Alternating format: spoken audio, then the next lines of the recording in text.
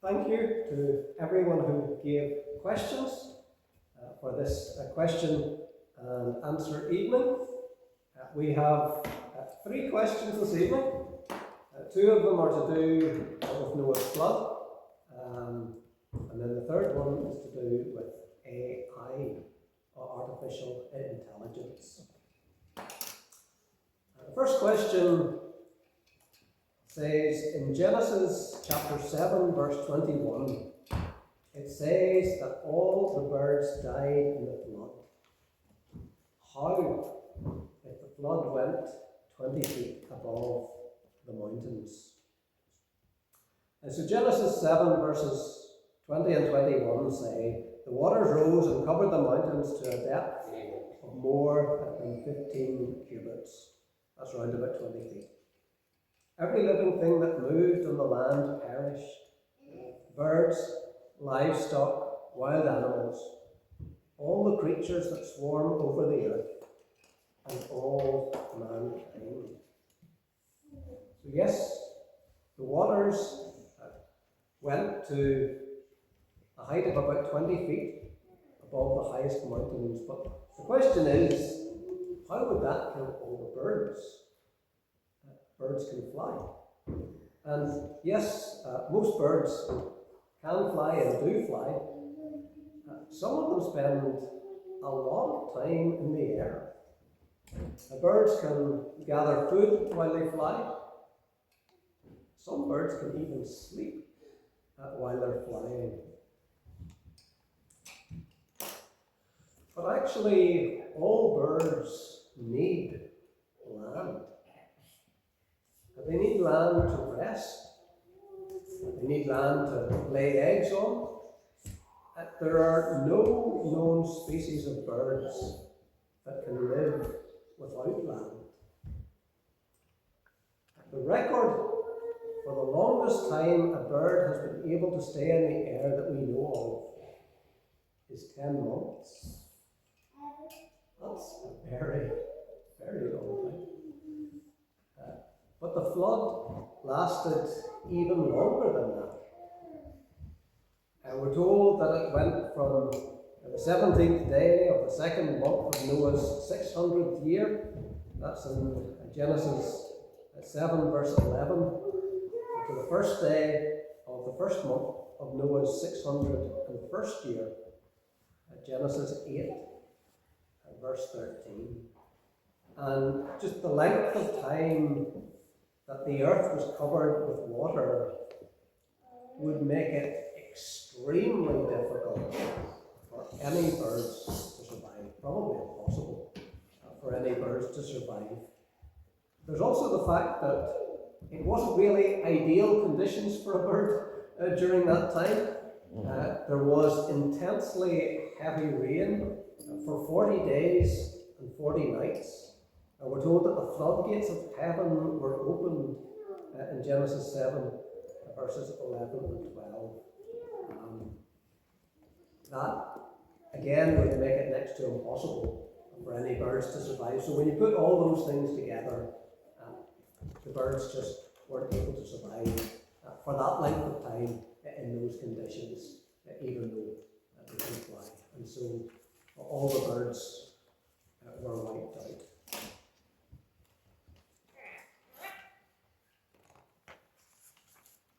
Question 2. Which was bigger, the Ark or the Titanic? Noah's Ark was nothing like the pictures you see in most children's Bibles. It wasn't like a bathtub. It was absolutely enormous. We're told in Genesis chapter 6 and verse 15, it was 300 cubits long, 50 cubits wide, and 30 cubits high. In our measurements today, that's about 135 meters long, significantly longer than a football pitch, 23 meters wide, and 14 meters high. Although obviously didn't contain just sheep. Someone has estimated that if you filled it with just sheep, it would be able to carry a weight of more than 2 million sheep. It was an enormous vessel. As far as we can tell, it was the largest vessel that ever existed until the 1800s, when people started building ships using iron and then steel. There were some of the other ancient ships that apparently came close in size to the size of the Ark. The Titanic was significantly bigger than the Ark. It was a little wider than the Ark, but it was about twice as long as the Ark. The Titanic was 269 metres long and 28 metres wide. So the Ark was about twice as long, or the Titanic was about twice as long as the Ark, and a little bit wider than the Ark.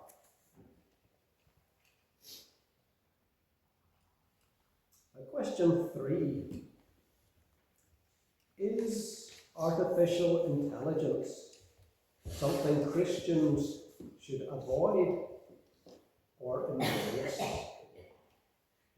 Artificial intelligence, AI, presents both opportunities and challenges for Christians. Some see AI as a tool that can be used for good, aiding in tasks like spreading the gospel, improving healthcare, and enhancing daily life.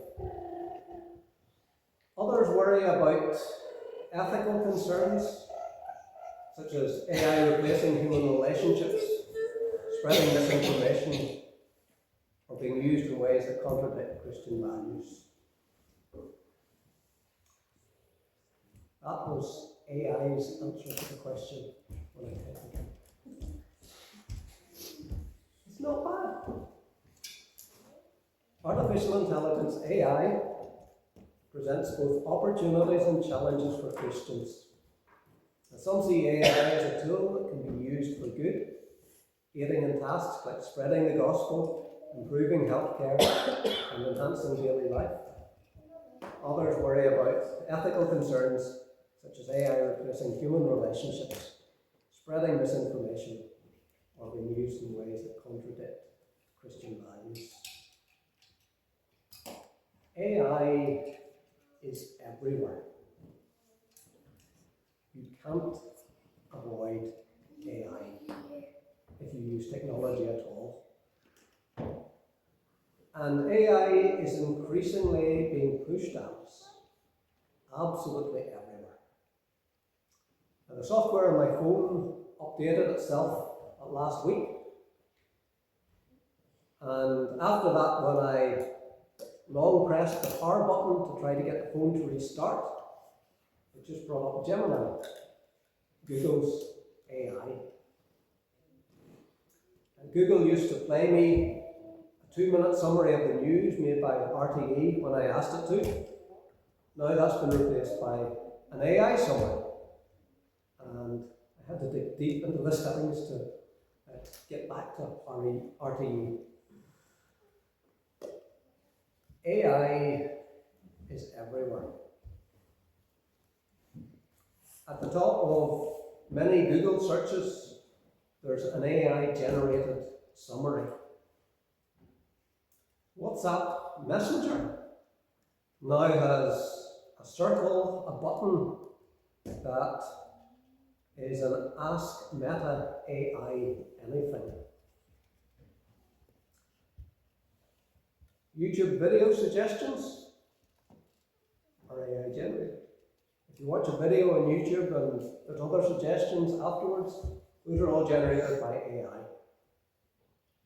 AI also powers wearable fitness trackers that analyze exercise and sleeping patterns, chatbots that immediately answer customer questions, product recommendations based on previous purchases, security cameras that send alerts when there's an unrecognized person at the door, music playlist recommendations, email services that categorize email as spam.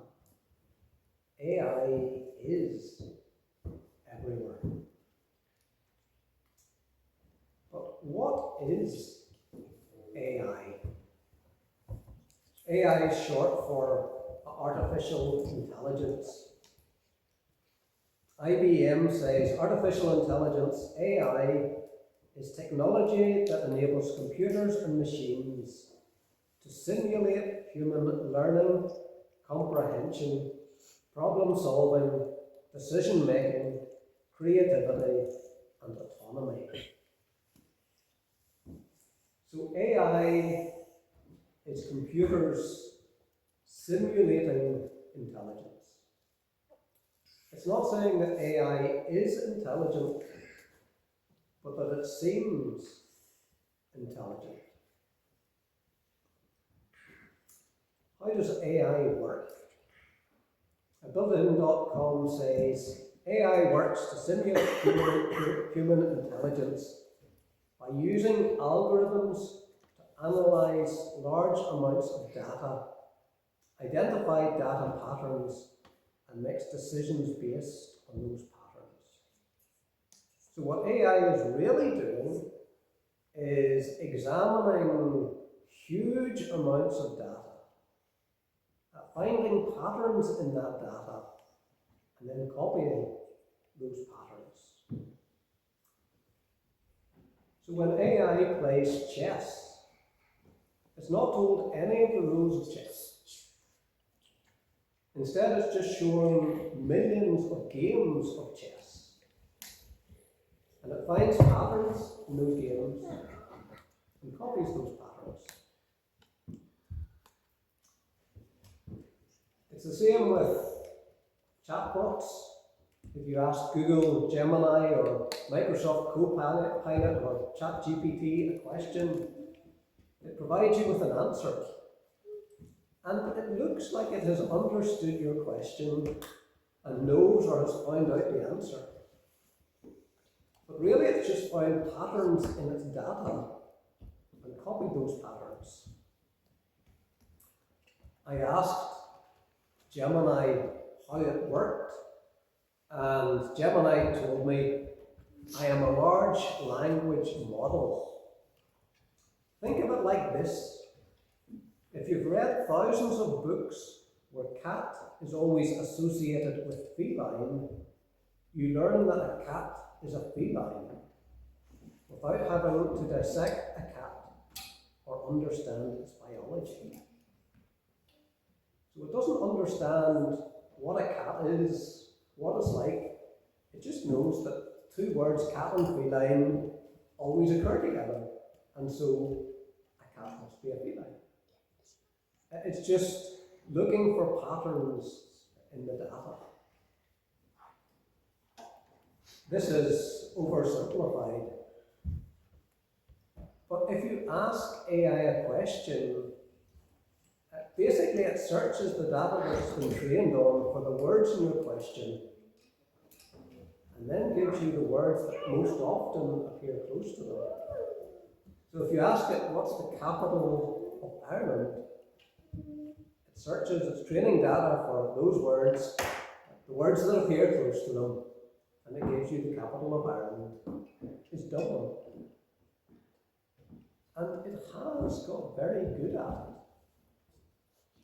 it. It looks like it understands what you're asking it. It looks like it's intelligent, but it isn't. It doesn't understand what it's doing. It's finding patterns in large amounts of data and just copying those patterns. Roger Penrose has said AI, it can compute, but it doesn't understand what it's doing. It is not conscious. So AI can't feel or fear like it can in the movies. It's just looking for patterns and copying those patterns. It simulates intelligence. It seems intelligent. but it's not intelligent. It doesn't understand.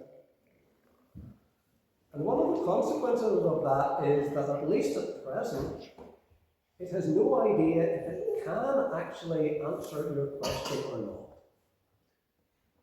It doesn't know if the result that it gives when it analyzes the data is right, or if it's nearly right, or if it's totally wrong.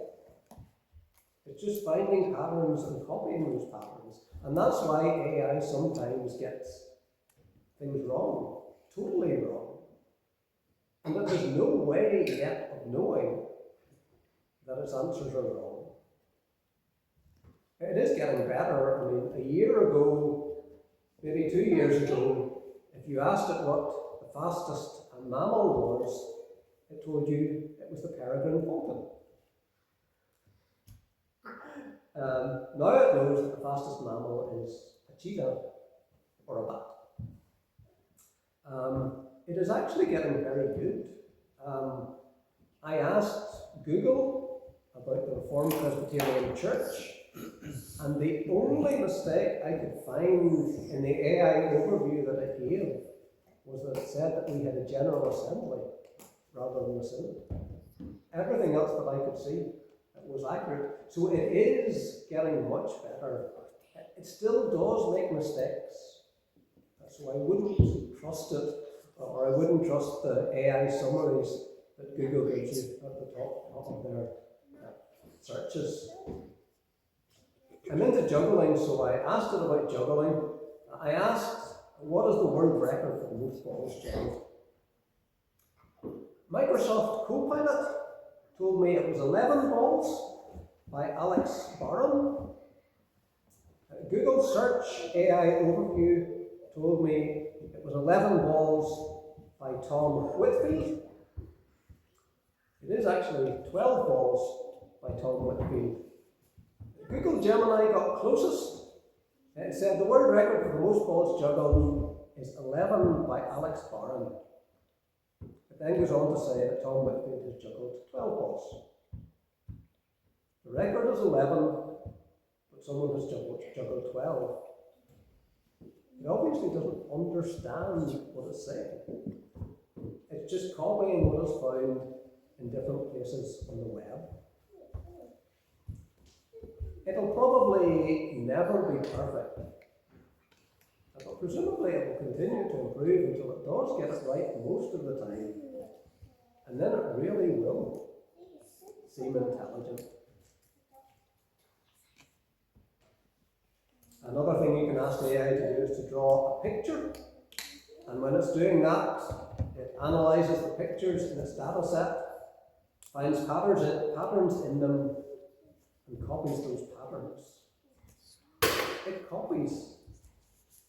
It doesn't know that humans have 4 fingers and a thumb on each hand, that we have a left hand and a right hand. It just copies. And so if you look closely at AI generated pictures, they often get the hands wrong.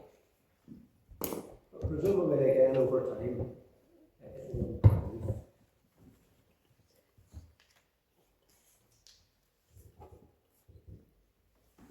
Will AI take all our jobs? Many people are concerned that AI will take people's jobs. And that happens to some extent every time a new technology is developed. 100 years ago, many Irish people worked on the land. When farm machinery was introduced, it took many of those jobs. Far fewer people work on the land now than did 100 years ago. But machinery also produced other jobs. When computers were invented, people feared that they would take all our jobs. And they did take jobs. Many jobs that were done by humans are now done by computers. But computers also created other jobs. That's what happened in the past when new technology appeared. It does take some jobs, but it also produces other jobs. And I think the same will probably happen with AI. So should we embrace AI or should we avoid it? AI is in so many things, you probably couldn't avoid it, even if you wanted to. And like any technology, it can be used for good or for evil. To take an extremely simple technology, a knife, can be used to make dinner, or it can be used to kill someone.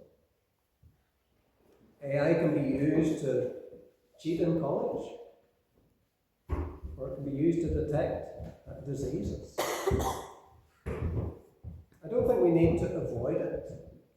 Like any other technology, we just need to use it wisely. I think AI is useful for some things, but not as useful for other things. If you were to ask AI to write a sermon on a particular passage, it would do it. It basically searches the web for sermons on that passage and then copies and summarizes them. And what it produces isn't bad. It's maybe a bit disjointed because it's taken different things from different places. But parts of it are very good. Though I think it's much better for the preacher to think through the passage themselves rather than just asking AI. I did use AI to generate the image for the cover of our membership class booklet that we used recently. I asked it to draw me a picture of a person walking towards a crowd. You can look at it later. It needed tidied up a wee bit, but it was okay, as long as you don't look at the hands too closely. After I drew the picture, I asked it to colour it in, and it wasn't very well balanced. First it coloured it in mainly green, and then I asked it to do it again, and it coloured it in almost all blue or white. But again, I think with time those things will improve. Should we embrace AI or avoid it? It's a technology, and like any other technology, you just need to use it wisely.